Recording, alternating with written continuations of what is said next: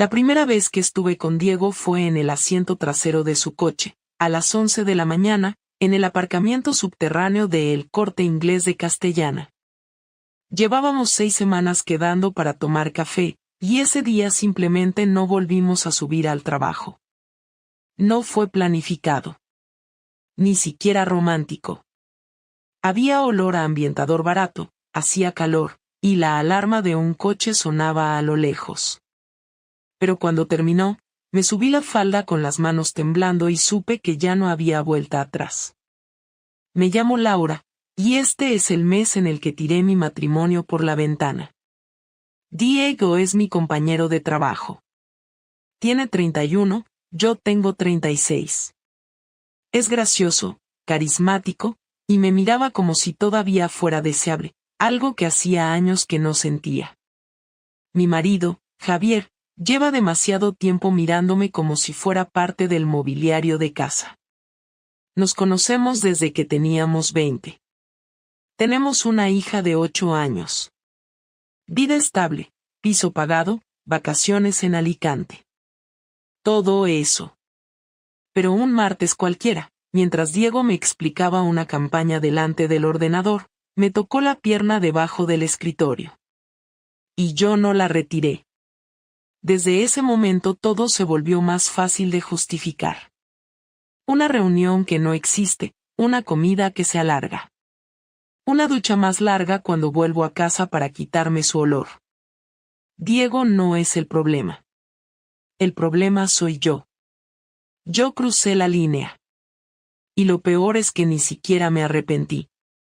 Lo que no sabía era que Javier ya lo sospechaba. Que su silencio de esas últimas semanas no era desinterés, sino contención. Que mientras yo me montaba en coches ajenos y fingía reuniones, él había empezado a mover hilos por su cuenta. Y todo estalló el día menos esperado. Ni en la cama, ni por un mensaje, ni por una confesión. Fue mucho más directo, más sucio, más violento. Y todo ocurrió en solo 30 días. 30 días para romper una vida entera. Todo empezó a desmoronarse el día que llegué a casa y Javier no estaba. No era tarde, ni había avisado de que salía. Su coche no estaba en el garaje, y ni siquiera había dejado un mensaje. Lo raro no era que no estuviera, lo raro era que no hubiera señales suyas. Él es metódico hasta el aburrimiento. Siempre avisa. Siempre deja una nota. Siempre hace lo mismo. Esa noche, no. La cena la preparé igual.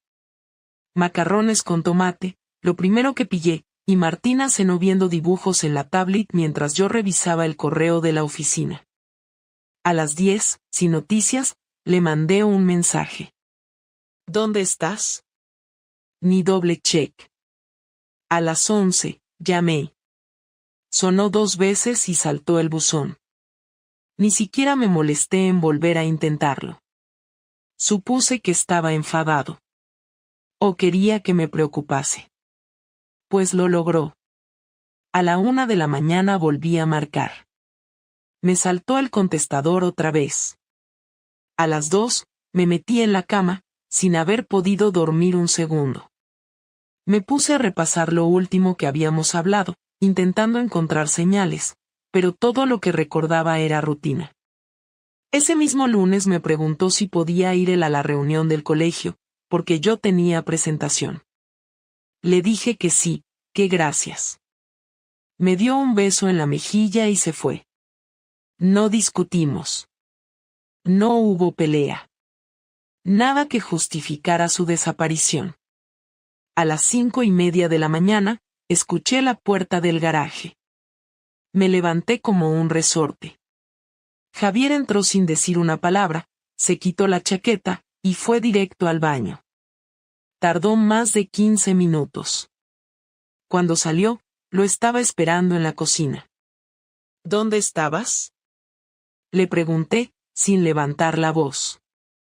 Fuera, contestó, mientras abría la nevera como si nada. ¿Fuera dónde? Insistí. Me miró, cerró la nevera sin coger nada, y se apoyó en la encimera. ¿Te acostaste con él?, preguntó. Así, sin preámbulos. Sin rodeos.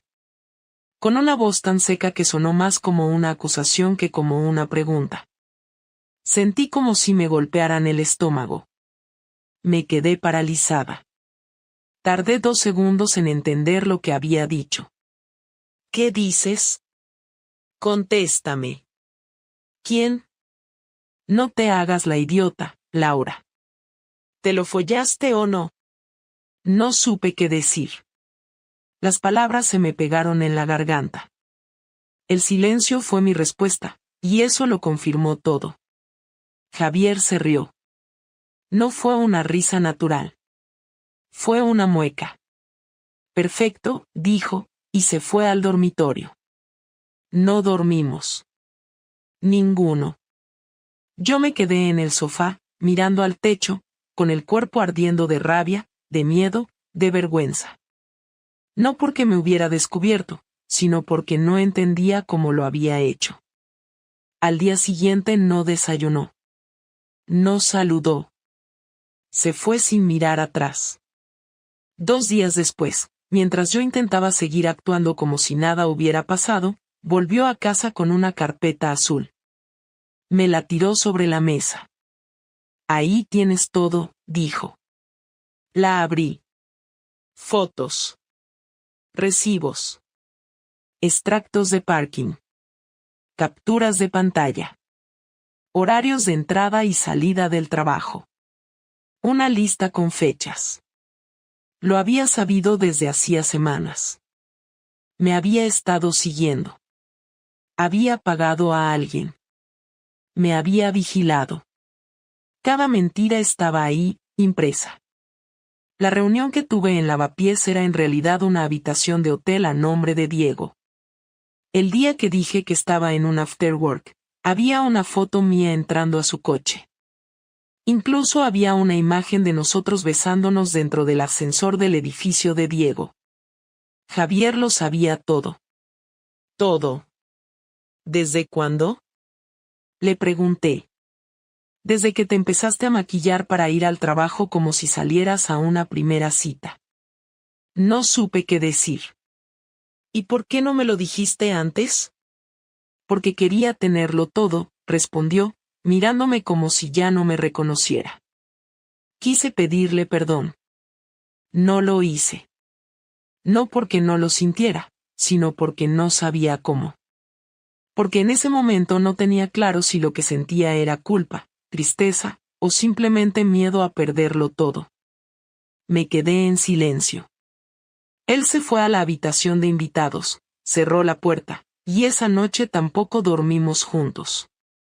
A partir de ahí, el ambiente en casa se volvió irrespirable. Javier ya no me hablaba. Me ignoraba. Ni una palabra de más. Solo las necesarias para coordinar lo básico con Martina. Todo lo demás era puro vacío. Empezó a llegar más tarde. Se encerraba con llave en su nueva habitación. No me tocaba. No me miraba. No me gritó, no me insultó, no rompió nada. Solo me quitó el derecho a existir en su mundo. Y eso fue mucho peor que cualquier pelea. 3 días después de que Javier me arrojara la carpeta con pruebas, fue él quien me pidió que habláramos. Fue por la noche, después de cenar, cuando ya había acostado a Martina y estaba fregando los platos. Apareció en la cocina sin avisar, se apoyó en el marco de la puerta y me dijo que me sentara, que no iba a gritar, que no era una trampa. Dejé el plato que tenía entre las manos y me senté sin decir nada. Tenía el corazón acelerado, como si supiera que esa noche no iba a terminar bien para ninguno. Él no se sentó. Se quedó de pie, con los brazos cruzados, mirándome fijo. Me dijo que no entendía por qué lo hice, que necesitaba escuchar algo real, no excusas. Dijo que no quería frases de autoayuda, ni lágrimas de arrepentimiento de película, que lo que quería era saber en qué momento dejó de importarme. Me quedé en silencio unos segundos, pensando qué decir. Tenía varias respuestas posibles, pero ninguna servía. Todo lo que se me ocurría sonaba falso, incluso para mí. Así que dije lo único que no podía discutir, no fue planeado. Javier frunció el ceño, como si esa frase lo irritara más que cualquier insulto. Me preguntó si eso era todo lo que podía decir, si de verdad pensaba que con esa frase iba a entender algo. Le dije que no lo planeé, que no fue una búsqueda de aventura, que simplemente pasó. Él soltó una carcajada corta, sin alegría, solo como desahogo. Me preguntó si simplemente pasó la primera vez o si también simplemente pasó las siguientes 4 o 5 veces. Respondí que no sabía cuántas veces estaba contando, y entonces gritó. No lo había visto así nunca. Gritó que no podía creer que después de todo lo que había hecho por esta familia, después de los años, de las vacaciones baratas para poder pagar el colegio, después de soportar mis cambios de humor, mis silencios, mis quejas sin sentido, yo hubiera decidido acostarme con otro y encima tuviera la cara de llamarlo algo que pasó. Me puse de pie, le dije que no me gritara, que no estaba en posición de humillarme más. Me miró como si no entendiera lo que acababa de decir, y preguntó si de verdad creía que era él quien me humillaba. Le dije que me sentía invisible en esta casa desde hacía años, que no me miraba, que no me tocaba, que todo era rutina, y que en algún momento empecé a pensar que eso era normal. Le dije que Diego me hizo sentir viva otra vez. Que sí, que fue un error, que no lo estoy justificando, pero que no soy un monstruo. Javier asintió lentamente, con una mueca de desprecio en la cara, y me dijo que por fin entendía, que esto no era por Diego, que ni siquiera era por el sexo, que era puro ego, que yo solo necesitaba sentirme especial porque no sabía soportar la idea de ser como todo el mundo. Le dije que me sentía sola, que necesitaba hablar con alguien que no estuviera pendiente de pagar el gas o revisar las tareas de la niña. Él negó con la cabeza y dijo que eso era una excusa barata, que todos nos sentimos solos a veces y no por eso nos vamos a follar a quien se nos cruce por delante. Me callé. No sabía qué responder a eso. Porque tenía razón, y lo sabíamos los dos. Luego vino la parte más dura. Me preguntó si lo amaba. Me tomó por sorpresa. No sabía cómo responder. Le dije que sí, pero me miró como si no me creyera. Me preguntó entonces si pensaba seguir viéndolo. Le dije que no, que había terminado. Me preguntó si era porque me había descubierto o porque de verdad quería que terminara. Dije que las dos cosas. Él se rió otra vez, esa risa seca y amarga, y dijo que entonces ya no importaba, que ya era tarde. Me preguntó si alguna vez pensé en nuestra hija cuando me metía en ese coche, cuando inventaba excusas, cuando llegaba tarde a casa. Me quedé callada. No podía decir que sí. Porque no pensaba en eso. En esos momentos no pensaba en nada. Solo pensaba en mí. Me dijo que lo peor no era la infidelidad, que lo peor era haber convertido todo en una mentira, haber hecho que él dudara de cada palabra, de cada gesto. Dijo que ahora no podía confiar ni en lo que comíamos juntos. Terminó diciendo que no sabía qué iba a pasar con nosotros, que necesitaba pensar, que no descartaba nada, ni seguir ni separarse. Me preguntó si yo quería salvar esto, si estaba dispuesta a hacer lo que fuera. Le dije que sí, pero que necesitaba que me hablara, que me dijera que quería él. Me dijo que en este momento, lo único que quería era que no lo tocara, que no le hablara a menos que fuera necesario, y que me preparara para lo que fuera, porque él no me debía nada. Se fue a la habitación de invitados.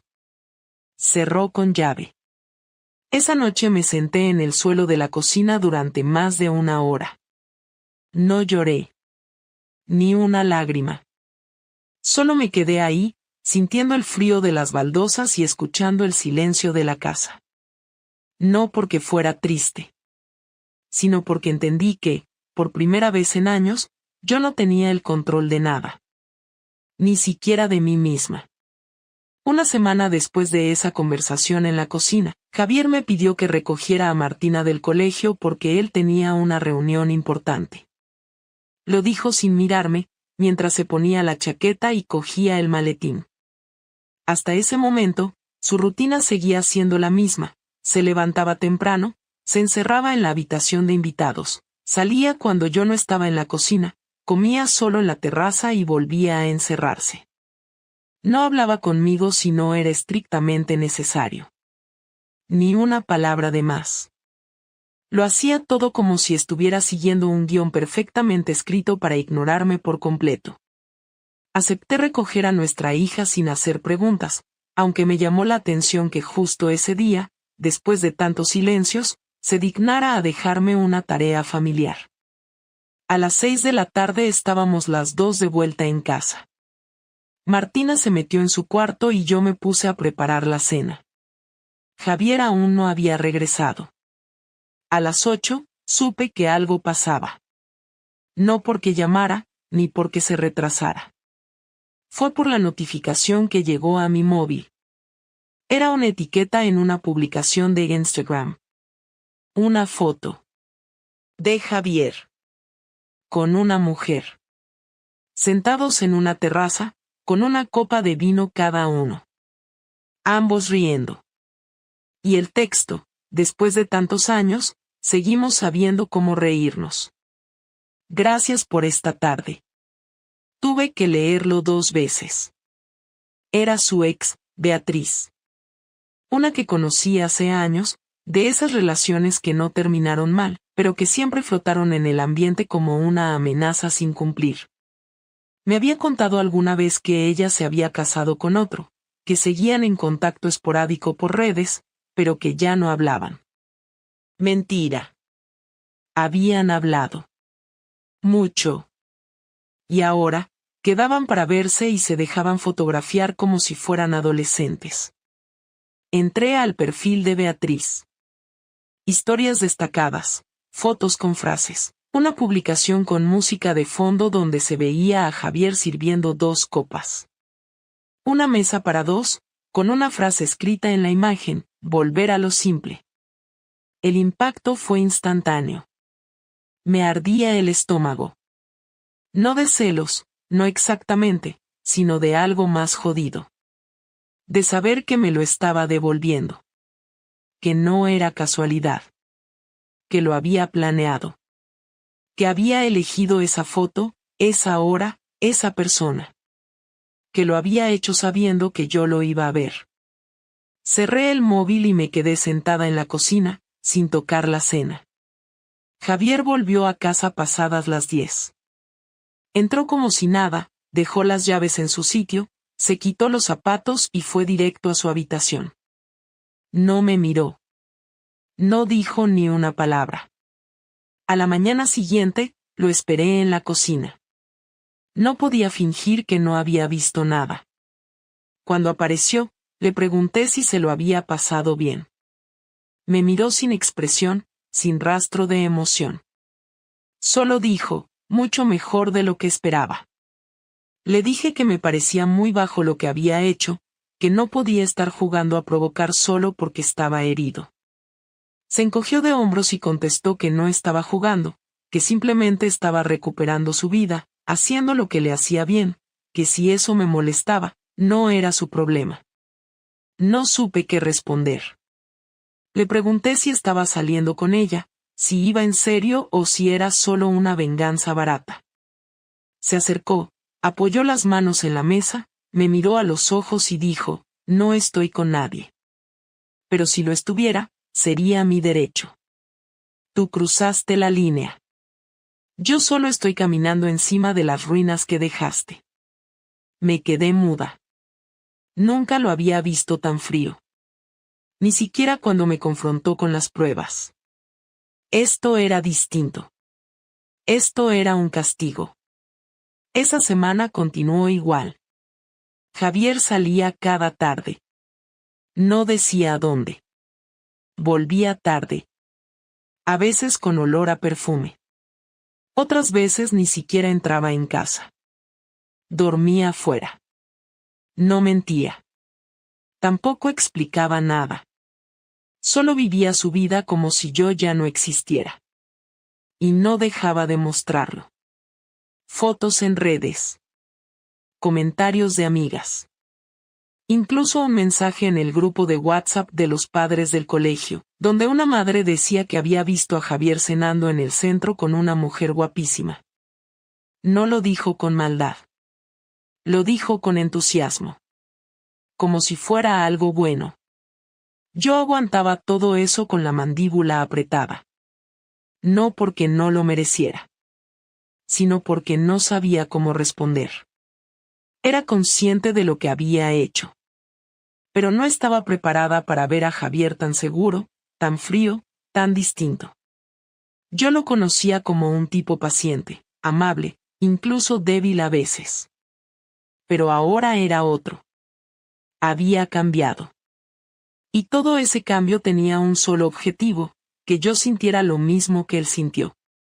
Un día, sin previo aviso, vino a la cocina mientras yo desayunaba y me dejó un sobre encima de la mesa. Dentro había una lista con los gastos del hogar, divididos por porcentajes. Había calculado todo: alquiler, luz, comida, actividades de Martina. Al lado de cada cifra había una línea con mi nombre. Me dijo que desde ese momento cada uno se haría cargo de su parte. Que ya no éramos pareja. Que compartíamos casa por obligación y por la niña, pero que todo lo demás era independiente. Yo no tenía derecho a contar con él para nada. Me dijo que si no estaba de acuerdo, podía irme. Lo miré sin decir nada. Me sentí como una extraña en mi propia casa. Y eso era exactamente lo que él quería. No me insultó. No me echó. No me gritó. Pero cada decisión, cada gesto, era una forma de devolverme el golpe. No con violencia. Con frialdad. Con precisión. Y estaba funcionando. Javier fue quien pidió hablar. Pasaron 3 semanas desde que me entregó el sobre con los gastos.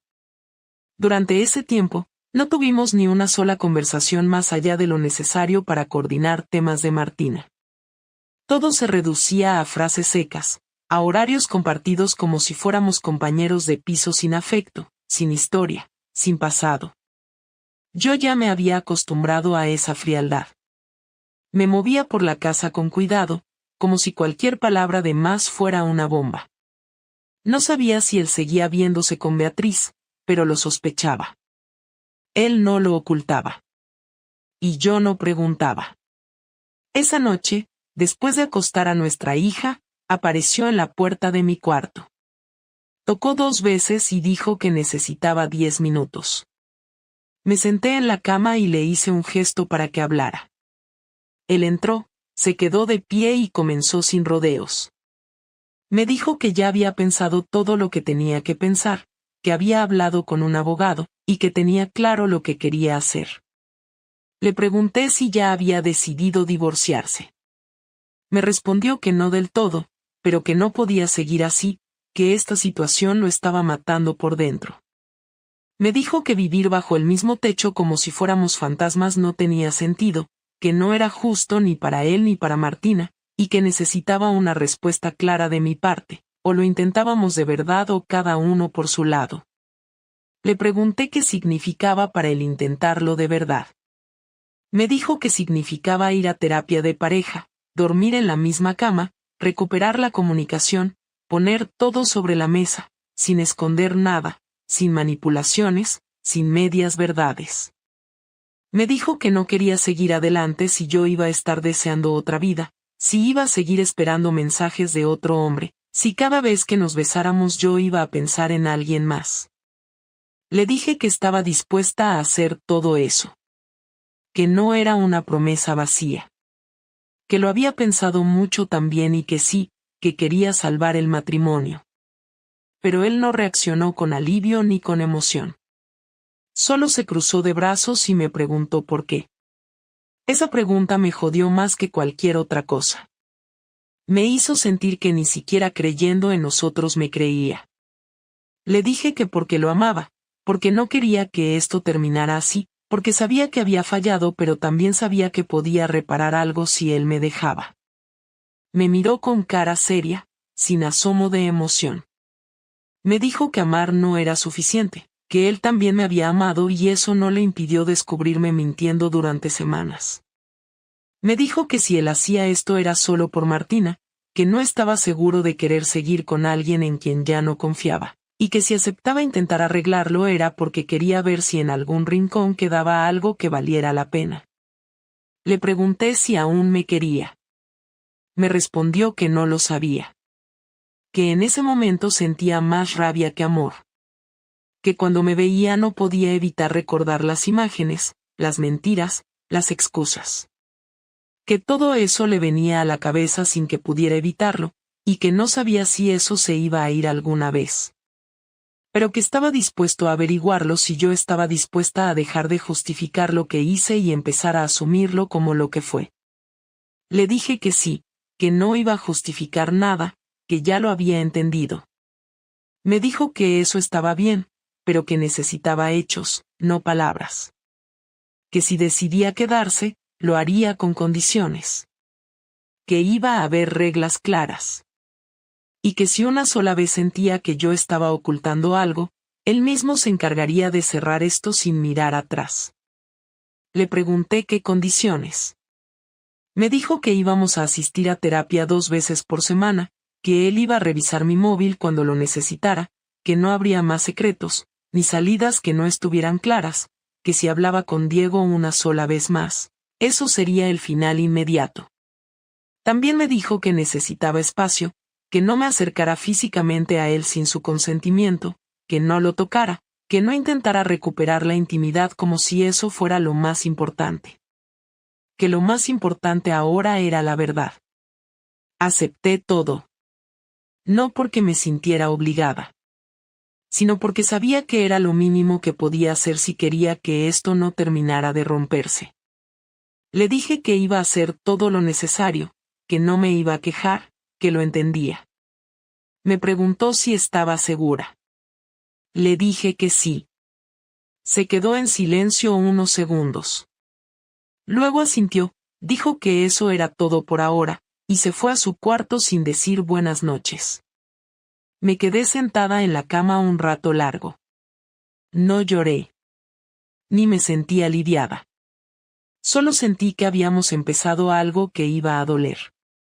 Pero que había que hacerlo. Porque si no lo hacíamos, todo lo que habíamos vivido juntos iba a convertirse en algo inútil. Y yo no estaba dispuesta a quedarme con eso. Han pasado 6 meses desde aquella última conversación. No hubo milagros, no hubo un reencuentro lleno de emociones ni una reconciliación que nos devolviera al punto de partida. Lo que hubo fue trabajo, silencio incómodo, sesiones de terapia donde nos mirábamos como dos desconocidos, muchas respuestas que no llegaban y un esfuerzo constante por entender si de verdad valía la pena seguir compartiendo un techo. Lo intentamos, los dos. Cumplimos con las condiciones. No hubo más secretos, no hubo más Diego, no hubo más fotos, mensajes ni excusas. Pero tampoco hubo besos, ni abrazos, ni deseo. Dormimos en la misma cama durante las últimas semanas, pero parecíamos muebles colocados por costumbre. Nos hablábamos de forma correcta, nos organizábamos con la niña, íbamos juntos a los eventos escolares, saludábamos con una sonrisa fingida a los padres del colegio. Desde fuera, todo parecía haber vuelto a la normalidad. Pero por dentro, los dos sabíamos que lo único que compartíamos ya era una historia en común y una rutina que nos protegía de tener que tomar decisiones. Un día, mientras doblaba ropa en el salón, Javier se acercó y me dijo que ya no sentía nada. No lo dijo con desprecio, ni con tristeza, solo con una calma que me dejó sin reacción. Me explicó que había esperado, que había querido ver si algo dentro de él volvía a encenderse, pero que no lo había conseguido. Que por más que lo intentara, no podía mirar mis ojos sin recordar todo lo que rompimos. Me dijo que no me odiaba, que ya ni siquiera estaba enfadado, que simplemente se había vaciado, que estar conmigo era como vivir en un espacio estéril, donde todo estaba en orden pero no había vida. Le pregunté si eso significaba que quería separarse. Me dijo que sí. Que no quería arrastrar a Martina a un hogar donde no hubiera amor verdadero, que no quería vivir los próximos años fingiendo algo que no existía, que prefería que cada uno pudiera construir algo nuevo, aunque fuera desde cero. No lloré. No le supliqué. Le pregunté si ya lo había decidido del todo. Me dijo que sí. Que ya había hablado con su abogado, que me iba a enviar la propuesta de separación al día siguiente, que no quería una guerra, que todo sería justo y claro. Me preguntó si estaba de acuerdo. Le dije que sí. Porque a esa altura yo también lo sabía. Lo que teníamos no era vida. Era mantenimiento. Y yo ya no tenía fuerzas para seguir fingiendo que valía la pena. Esa noche dormimos juntos por última vez. No hicimos el amor. No hubo conversación profunda. Solo compartimos la cama como dos personas que han terminado un ciclo y esperan al amanecer para levantarse, ordenar lo que queda, y salir por puertas separadas. A las 7, él preparó el desayuno para Martina y la llevó al colegio. Yo me quedé en casa, mirando una maleta medio abierta que no sabía si empezar a llenar o dejar para después. Cuando volvió, me entregó el documento. Lo firmé sin leer demasiado. Me dijo que se iba a quedar en casa de su hermana hasta que termináramos de dividir los bienes. Me dio un beso en la frente antes de salir. No sentí nada. Ahora vivo en un piso más pequeño, con Martina, cerca del trabajo. La custodia es compartida, pero pasamos más tiempo juntas que antes. Javier cumple. Viene, la recoge, la trae, le compra libros, la lleva al parque.